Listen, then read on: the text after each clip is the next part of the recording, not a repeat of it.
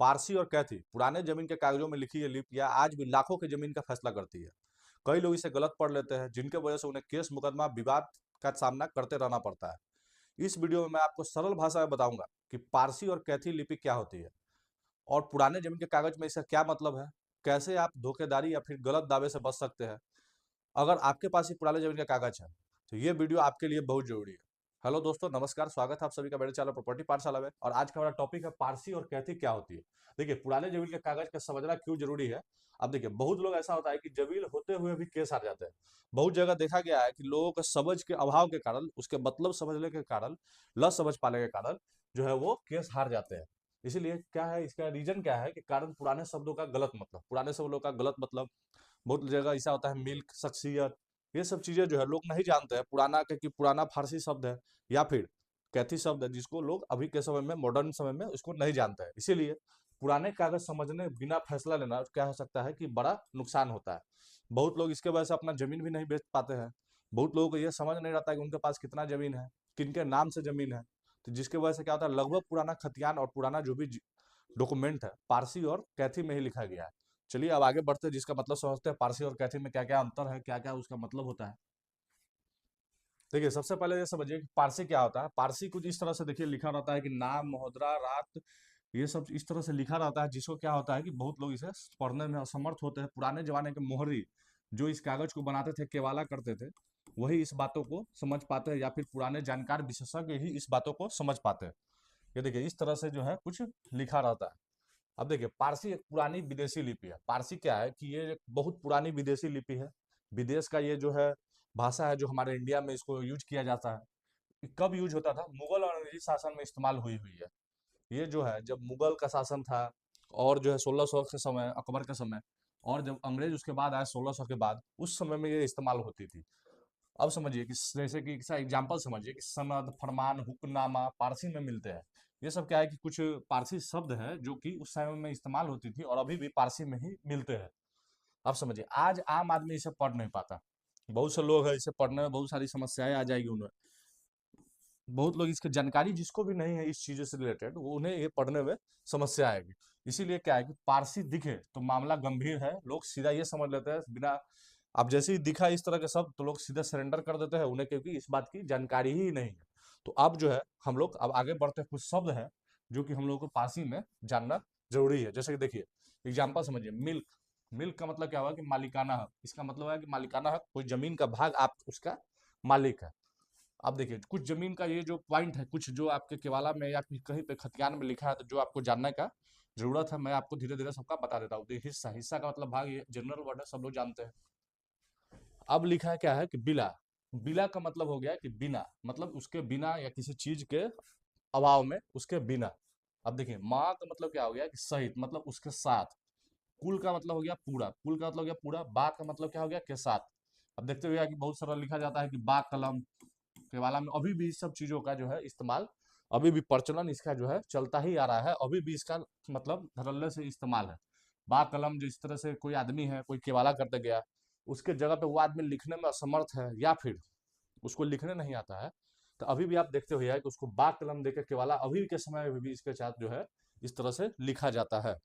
अब देखिए, इलाका, इलाका का मतलब क्या हो गया, क्षेत्र।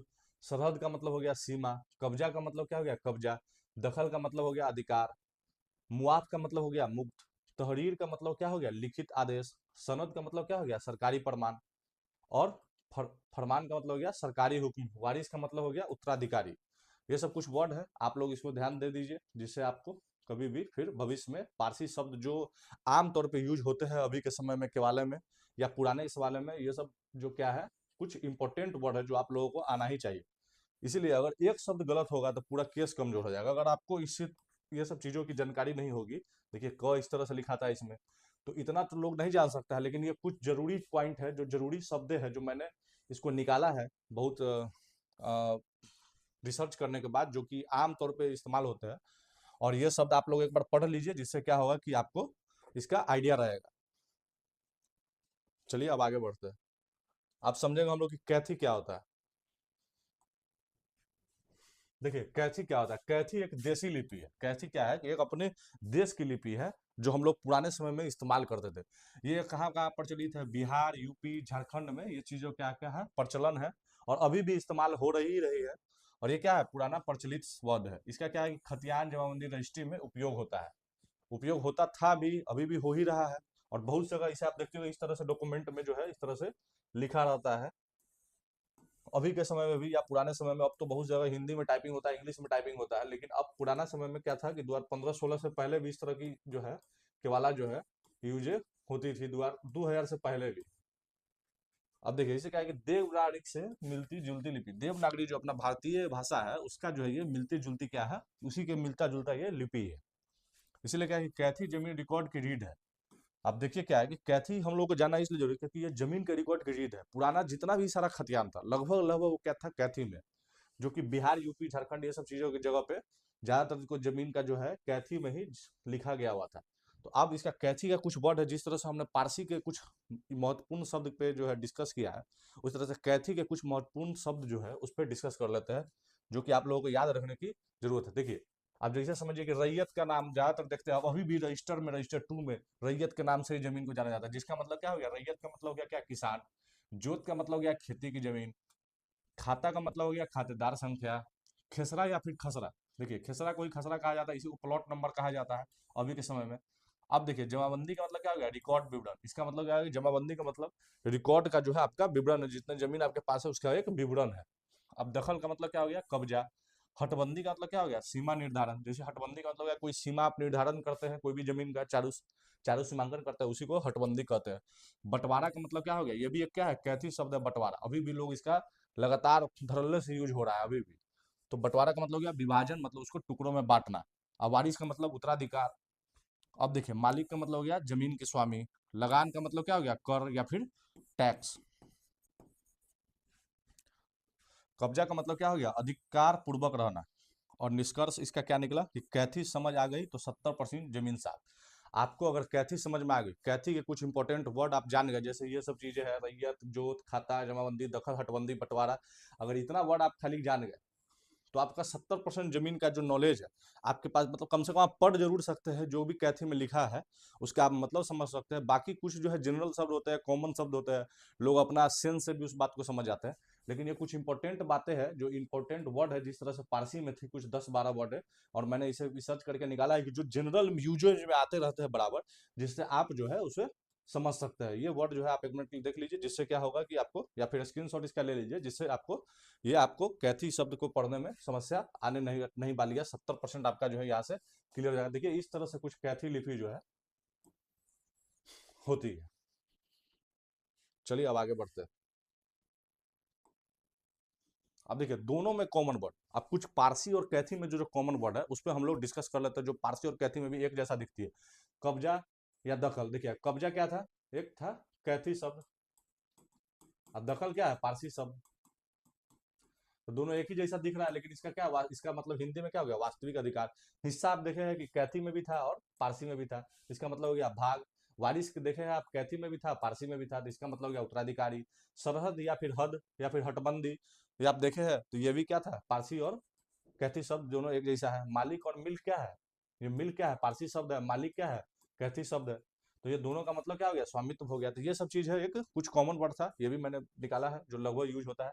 यही शब्द कोर्ट केस बनते हैं, अगर यही सब शब्द जो लोग नहीं समझ पाते हैं, जिसके वजह से क्या होता है कि अगर थोड़ा सा एक मिस्टेक कर दीजिएगा तो क्या होगा कि जैसे कि मालिक और मिल्क ही बदल जाएगा, तो जिसके वजह से क्या होगा, स्वामित्व का आपको मतलब डिफरेंसेज आ जाएगा। अब समझिए क्या है कि रीजन, जैसे कि किसी के नाम पे जमीन है और उसमें जो है वो मालिक उसका है ही नहीं, उसका वो वारिस है, लेकिन उसको मालिक लिख दिया केवाला पे, तो आपका स्वाभाविक सा बात है वहाँ दाखिल खारिज फंस जाएगा। तो ऐसा केसेज है जो मतलब उसका समझना बहुत जरूरी है, और पुराने जमाने में भी इसी के वजह से मैटर फंसा हुआ है, क्योंकि बाबा दादा जो पुराने जमाने में लिखवाए मोदी से, तो वो लिख दिया कुछ, होना कुछ चाहिए था, जिसकी वजह से आज भी लोग परेशान है और उसका मतलब ही नहीं समझ पा रहे हैं। तो आज इस वीडियो में मैं आपने आपको पूरा कोशिश किया है कि कंसेप्ट क्लियर कर देने का, कैथी और पारसी में। और हमारे एक व्यूअर का सवाल भी था जिसको जो है बताना मुझे जरूरी लगा, तो मैंने इसे बताया, और ये एक इम्पोर्टेंट टॉपिक भी था। चलिए अब आगे बढ़ते हैं। अब देखिए सबसे बड़ी गलती क्या होता है कि खुद से अंदाजा लगाना। देखिए, खुद से जो बहुत लोग अंदाजा लगा लेते हैं, उसका मतलब कोई चीज़ ऐसा कुछ वर्ड लगता है, उसको लगता है कि मैंने उसे समझ लिया है, या फिर किसी अनपढ़ गँवार से समझ लेना, खैनी खाने वाले चाचा से समझ लेना। तो ये सब चीज़ क्या होता है कि उसको नुकसान का जो है कारण बनती है, इसलिए खुद से अनुमान नहीं लगाना है, बिना अनुमान ज़मीन खरीदना। अब बहुत सारा ऐसे केवाला है 1970, 75, 80 का, जिसको क्या करता है, लोग डायरेक्ट ज़मीन खरीद लेते हैं सिर्फ़ अभी का खतियान देख के, तो उसका खतियान या फिर उसका चौहद्दी पढ़ना जैसे ज़रूरी हो जाता है, अगर आपको वो वर्ड आपको नहीं पता है तो। कैथी, और अगर पारसी में लिखा है और उसका चौहद्दी आपको नहीं समझ में आ रहा है, तो वो क्या है कि पुराना जमाना का केवाला है, तो आपको उसमें समझना पड़ेगा कुछ वर्ड जो आपको जानकारी ज़रूरी है, जो मैंने बताया है, जिसके माध्यम से आप जो है समझ सकते हैं, और आप फिर उसके बाद ज़मीन ले सकते हैं। पुराने कागज़ को हल्का लेना, लोग समझते हैं ऑनलाइन रिकॉर्ड आ गया तो उसी को देख के डायरेक्ट जो है ज़मीन ले लेते हैं। सुनी सुनाई बात पर भरोसा करना, कोई ऐसा आदमी जिसके पास जानकारी है भी नहीं, वो आपको जो है बताता है, तभी आपको वो आज चीज़ आप समझ लेते हैं, जिसके वजह से आपको गलती हो जाती है। इसीलिए बिना जांच के ज़मीन खतरे में, आपका ज़मीन फॉल्स हो सकता है, डॉक्यूमेंट हो सकता है, केस मुकदमा हो सकता है, इसीलिए अलर्ट रहिए। चलिए आगे आप देखिए। अब देखिए, प्रमाणित अनुवाद कराए, कोई ऐसे जानकार आदमी से समझे, मेरे वीडियो के माध्यम से उसे शेयर करे, इसको किसी को इसका जरूरत हो तो राजस्व रिकॉर्ड से मिलान करे, रजिस्टर टू चेक करे, दाखिल खारिज उसका चेक करे, विशेषज्ञ से लिखित राय ले, कोई ऐसे कोर्ट का वकील है या पुराना मोहरी है जो जानकार हो, पुराना आपको कई सालों से, जो अभी भी इस सब चीजों को पढ़ने में माहिर हो, उनसे विचार करे, तभी जाके खरीद का दावा करे, तभी जाके कोई जमीन खरीदे जो कि पुराना केवाला कैथी और लिपि में लिखा गया हो तब। जमीन छोटी हो सकती है, लेकिन एक शब्द लाखों का फैसला करती है, क्योंकि अभी जमीन का जो महंगाई है पूरे भारतवर्ष में लगातार बढ़ते जा रहा है। अगर आप एक शब्द को पढ़ने में गलती कीजिएगा तो आपको लाखों का नुकसान हो सकती है, क्योंकि पैसा बहुत मेहनत से कमाया जाता है। इसीलिए एक्सपर्ट से जरूर राय लें, जिससे आपको भविष्य में लाखों का नुकसान होने से बचे। इसीलिए क्या है कि सही जानकारी ही सही निवेश का जो है दौड़ लाती है। चलिए, अगर मेरा वीडियो आपको अच्छा लगा तो लाइक कीजिए, शेयर कीजिए जिसको इसका ज़रूरत है, और सब्सक्राइब कीजिए मेरे चैनल प्रॉपर्टी पाठशाला को, जिससे मैं इसी तरह से कंटिन्यूअस जो है अच्छे अच्छे कंटेंट का वीडियो बनाता रहता हूँ।